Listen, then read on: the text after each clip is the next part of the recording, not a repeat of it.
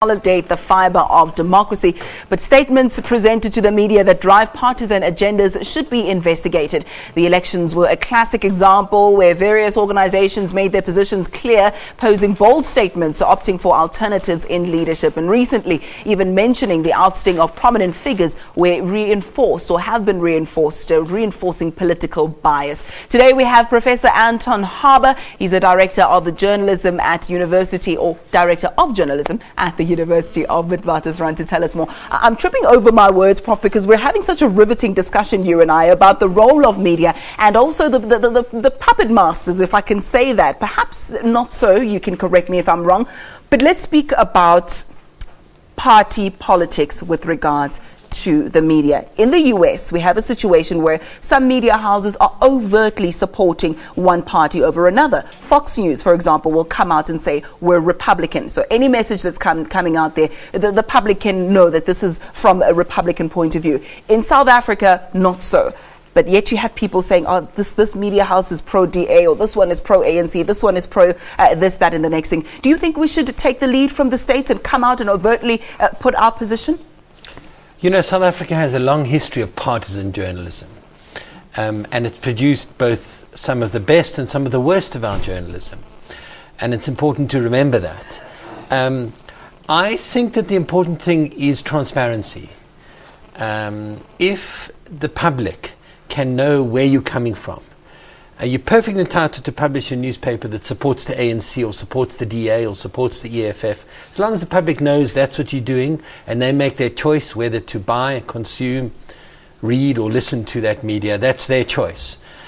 What you really need is a media public that reads and consumes everything critically, doesn't just take it in.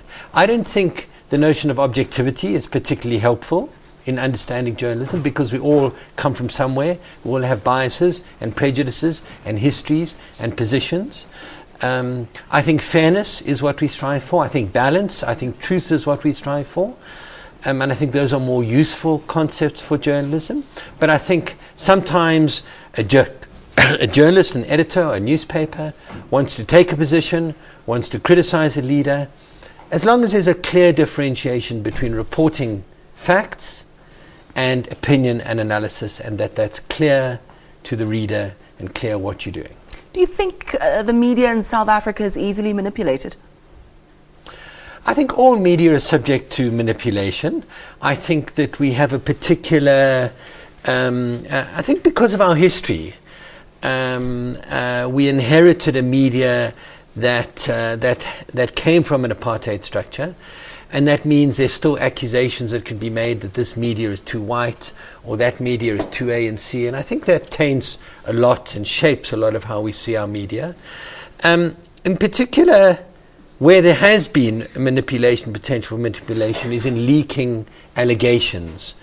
Often intra-party political battles are played out by leaking one side against the other. But that happens everywhere in the world, and that's not necessarily a bad thing, because it does expose a lot of bad governance, a lot of corruption, etc. The accuracy in reporting in South Africa.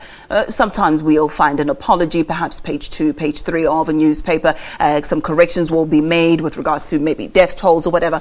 The accuracy in our reporting, where would you place South Africa?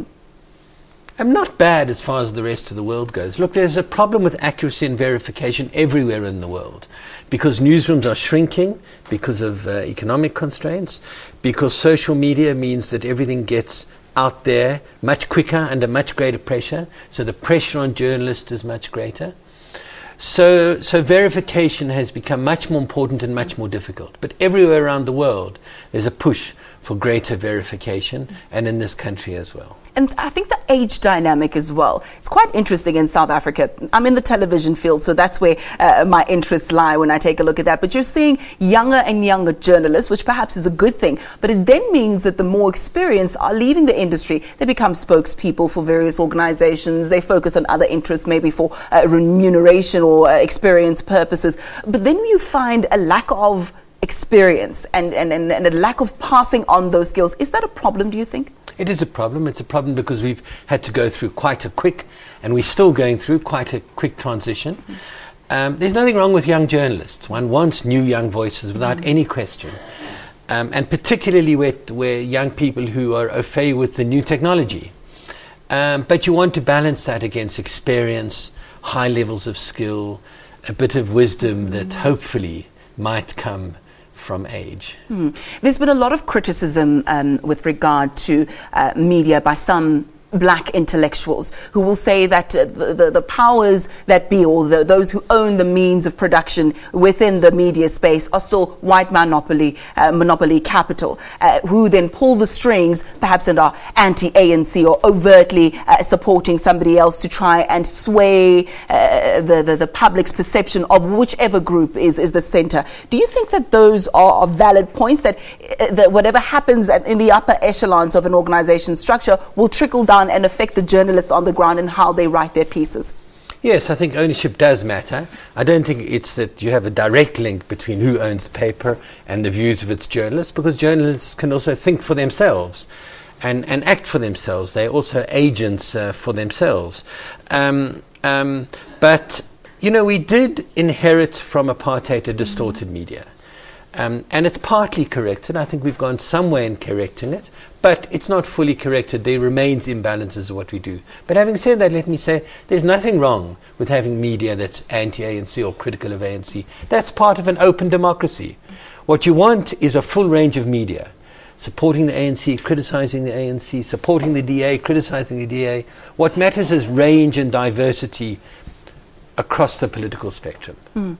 The future of journalism. You just mentioned the social media platforms, Facebook, Twitter, you name it, where information is accessible, quick. People don't really rely much on the 7 o'clock news bulletin. What's the future for journalism?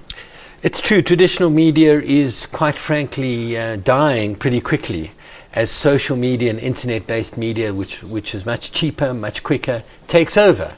This is both very difficult for journalism. We're all going through a difficult time because we need new business models. Nobody really knows how we're going to pay for journalism on social media. But it's incredibly exciting because the tools, the speed, the access you get through social media to have a national conversation in which hopefully everyone can participate is a fantastic and democratizing thing. So somehow finding some sort of synergy. Some media houses I've seen, especially the newspaper media houses, have had to somehow increase their offering and spill out onto media platforms saying, read this, you'll find more on Twitter, you'll find more of this. So to somehow enhance what you already have to hold on to your readership. Look, the truth is that newspapers have to, and all traditional media has to move their audience as quickly as they can onto online platforms, onto digital platforms. The difficulty we're all having is how do we pay for journalism, because advertising isn't working in the same way, the business model isn't there in the same way. It's enormously challenging and difficult transition we're going through, but as I say, it also has enormous potential. And regulating social media, I mean, we've seen the likes of the Arab Spring and how it just blew up because of social media platforms. We also have seen here at home the Oscar Pistorius trial and how it was a buzz with coverage of the Oscar Pistorius trial via Twitter, Facebook, etc. How do we then regulate it? Is there that kind of discourse where we're saying, do we need to somehow put structures in there for journalists who are active in that field? I'm a great believer in self-regulation. I want to keep the internet an open space where everyone can participate, have their view, and as little government interference as possible. But I think that we, as journalists, media houses, we have to, in a sense, regulate ourselves to say, for example, we will not carry hate speech. We will not carry racism. We will not carry sexism. We will fight against those things, and we'll use our media to fight against those pernicious things. But I think that we should be doing that for ourselves and keep the internet as free and open a space as possible. Where we do want government to intervene is making it accessible.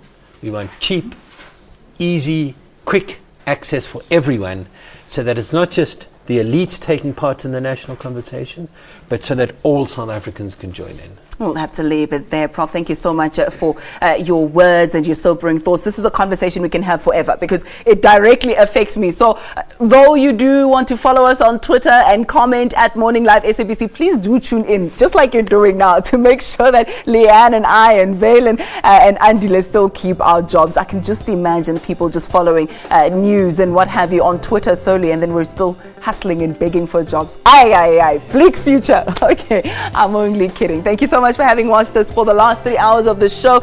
We leave you now with just some